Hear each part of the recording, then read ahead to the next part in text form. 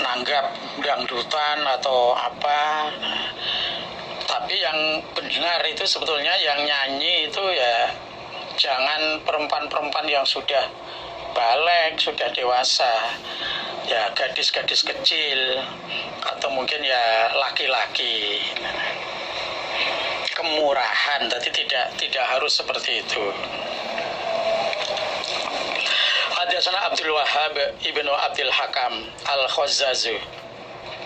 Haddatsana Abdul Majid ibni Abdul Aziz ibni Abi Rawadin an ibni Juraj anil Muttalib ibni Abdillah ibni Khantobin an Anas ibni Malikin qala, berkata Anas, qala bersabda sahabat Rasulullah sallallahu alaihi wasallam, uridot didatangkan alaiya kepadaku Nabi apa ujuru umati, beberapa pahala umatku, beberapa pahalanya umatku ditampakkan kepadaku, didatangkan kepadaku. Hatal qadah, sehingga kotoran, yukhrijuha, yang mengeluarkan ha pada kotoran, siapa ar-rajul, seorang laki-laki, minal masjid, dari masjid. Sampai seorang laki-laki yang mengeluarkan kotoran dari masjid, nah pahalanya itu juga diperlihatkan padaku Nabi. Jadi ada kotoran di masjid, kemudian disapu atau diambil, dibuang, itu sudah ada pahalanya.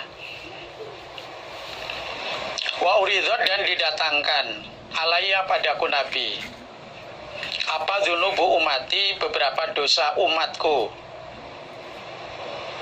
Falam aro, tidak melihat aku Nabi, dzanban, pada dosa, a'dzama, yang lebih besar, min suratin, daripada surat, minal Quran, dari Al-Quran, au ayatin, atau ayat Al-Quran, utiha, diberi pada surat atau ayat, siapa rojulun, seorang laki-laki, sumanasiaha, kemudian melalaikan atau melupakan dia rojul pada surat atau ayat. Dan beberapa dosa umatku juga didatangkan kepadaku Nabi, ditampakkan kepadaku.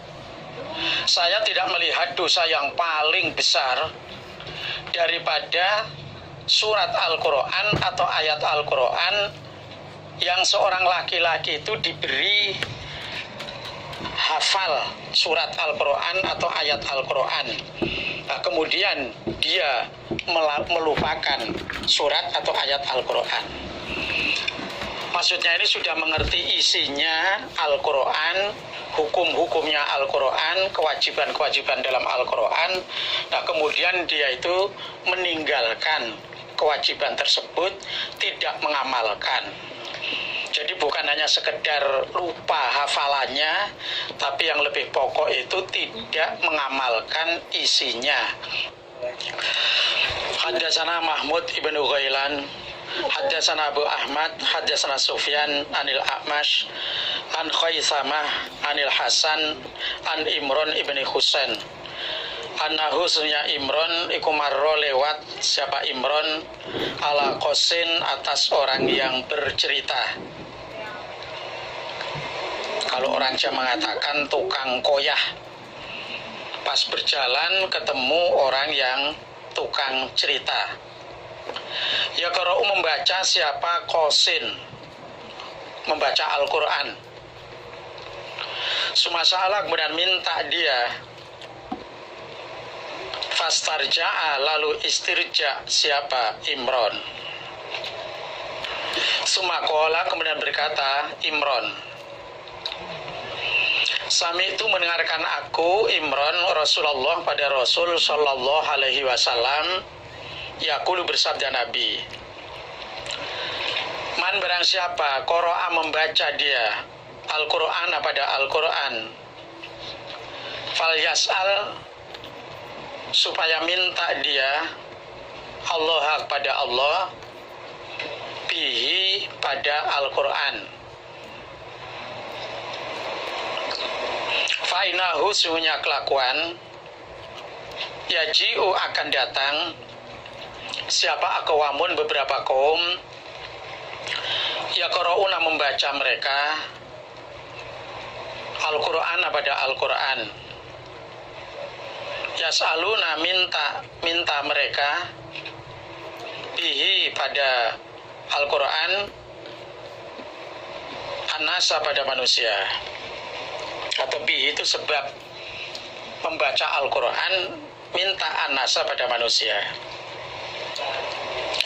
Imron waktu itu lewat atau berjalan ketemu orang yang cerita, orang yang suka ngomong, suka cerita, dan dia membaca Al-Quran. Selesai membaca Al-Quran, dia minta-minta pada manusia. Kalau istilahnya itu yang ngamen, tapi yang digunakan ngamen itu ayat-ayat Al-Quran. Dia membaca Al-Quran, terus dia minta bayaran atau minta ya sekedarnya lah dari orang-orang yang ada di situ. Nah, Imron yang melihat seperti itu istirja, inna lillahi wa inna ilaihi rajiun. Kok ada orang membaca Al-Quran nah, terus minta-minta pada orang lain. Nah, kemudian Imron berkata, dulu saya mendengarkan sabdanya Nabi, barang siapa yang membaca Al-Quran ya supaya dia mintanya kepada Allah, maksudnya berdoa, membaca Al-Quran, nah selesai membaca kemudian berdoa kepada Allah, minta apa saja kepada Allah. Ya saya ji'ul akwamun yaqra'un Al-Quran yas'aluna bihi an-nasa. Nabi bersabda bahwa besok akan datang beberapa kaum. Nah, pada waktu zaman Nabi belum ada, tapi Nabi sudah bersabda kalau besok akan terjadi beberapa kaum membaca Al-Quran, setelah itu mereka minta-minta pada manusia. Nah, ternyata pada zaman Imron apa yang disabdakan Nabi itu terbukti. Ada betul orang yang membaca Al-Quran terus minta pada manusia. Nah, berarti ini tidak boleh mintanya supaya kepada Allah, berdoa kepada Allah. Haddatsana Hanadun, haddatsana Waqi' an Sufyan an Abi Zubair an Jabir, qala berkata Jabir, qala bersabda sapa Rasulullah sallallahu alaihi wasallam, bainal abdi di antaranya hamba wa bainal kufri dan antara kufur ikut tarkus sholat, meninggalkan sholat. Batas antara seorang hamba dan kafir itu kalau sudah meninggalkan sholat. Man taroka sholat faqad kafar. Yang sudah tidak sholat, tidak mau sholat, berarti sudah kafir. Kalau masih mau mengerjakan sholat, nah berarti itu masih menetapi janjinya Allah, masih iman. Tapi kalau sudah tidak mau sholat, berarti sudah meninggalkan atau tidak menetapi janjinya Allah, berarti sudah kafir. Ancamannya dimasukkan ke dalam neraka. Haddatsana Muhammad ibnu Yahya, haddatsana Muhammad ibnu Yusuf, Ani bin Sauban, huwa ibni Sauban iku Abdurrahman ibnu Sabit ibni Sauban an Hasan ibni Atiyah an Kabesyah As-Saluli an Abdillah ibni Amrin, qala berkata Abdillah, qala bersabda sapa Rasulullah sallallahu alaihi wasallam, balighu mendatangkanlah kamu sekalian anni dariku Nabi, walau ayatan sekalipun satu ayat, wa hadisu dan menceritakanlah kamu sekalian an Bani Israel dari Bani Israel wala haraja dan tidak dosa. Datangkanlah dariku Nabi walaupun hanya satu ayat. Ini kewajiban menjadi mubaligh penyampai, mendatangkan. Walaupun satu ayat, nah kewajibanmu itu menyampaikan satu ayat itu pada orang lain. Dan berceritalah kamu sekalian cerita-cerita dari Bani Israel tidak dosa, atau cerita-cerita tentang Bani Israel tidak dosa. Ceritanya orang Bani Israel itu begini. Atau mungkin ada cerita yang kejadiannya itu di kalangan orang Bani Israel, itu tidak dosa. Umpama ada kekeliruannya, ada kesalahannya, itu tidak dosa.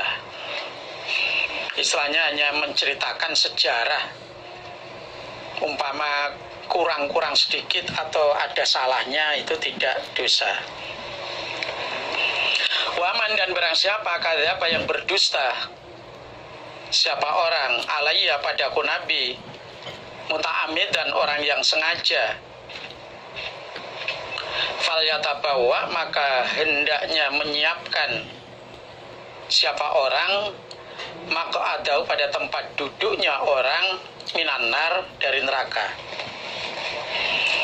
Barang siapa yang sengaja berdusta kepadaku Nabi, ini maksudnya bukan sabda Nabi dikatakan ini sabda Nabi, bukan hadis dikatakan ini hadis.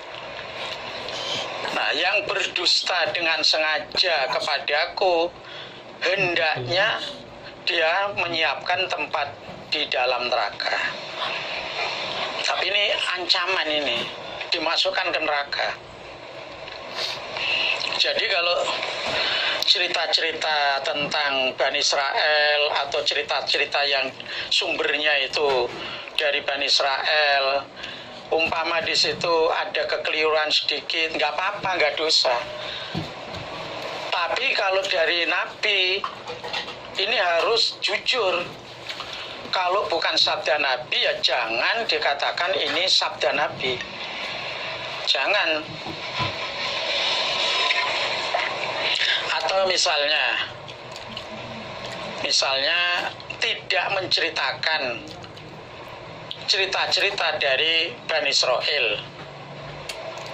Tahu, tapi tidak menceritakan, itu ya nggak apa-apa. Tapi kalau hadis dari Nabi itu wajib diceritakan, wajib disampaikan, dan harus jujur. Harus jujur. Kalau bukan sabda Nabi, ya jangan dikatakan sabda Nabi. Kalau bukan hadis, ya jangan dikatakan hadis. Nah, karena ancamannya neraka. Daripada berdusta, istilahnya lebih baik menyiapkan tempat di neraka.